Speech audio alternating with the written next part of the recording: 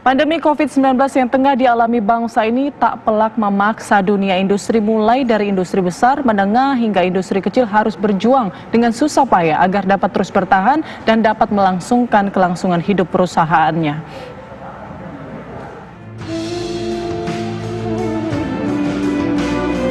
Wabah virus corona yang tengah melanda tanah air membuat perusahaan terpaksa harus mengatur strategi atau membuat skema darurat sebagai dampak dari pandemi ini.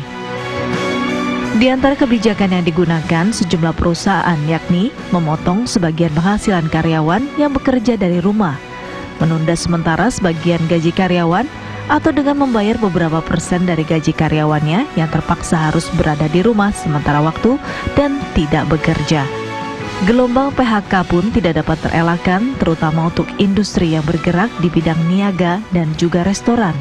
Data Konfederasi Serikat Pekerja seluruh Indonesia mencatat 2,4 juta karyawan sudah dirumahkan dan terkena PHK akibat pandemi COVID-19. Pemerintah pun dituntut untuk memastikan pengusaha bisa memenuhi hak dari karyawan yang terkena PHK. Hal ini disampaikan Presiden KSPSI, Andi Gani, saat bertemu Presiden Joko Widodo pada 22 April lalu di Istana Merdeka. Angka PHK data kami dengan pemerintah cukup jauh berbeda. Data kami yang sudah ter-PHK langsung itu ratusan ribu, sudah mencapai 600 ribu lebih. Yang dirumahkan sudah mencapai 1,8 juta orang, menyentuh hampir angka 2 juta orang. Jadi kalau dirumahkan itu pasti mendapatkan upah pokok. Dirumahkan berbeda dengan PHK. Kalau PHK sudah pemutusan hubungan kerja secara langsung. Yang kami ingin sampaikan adalah kepada teman-teman pers, tugas kami sebagai pimpinan buruh, kami menjaga anggota-anggota serikat buruh yang ter-PHK ataupun karyawan ter-PHK mendapatkan hak-haknya. Karena itu tadi di kesempatan tadi kami menyampaikan kepada Presiden untuk pemerintah membuat asuransi pesangon. Jadi pengusaha sudah mempunyai cadangan asuransi pesangon.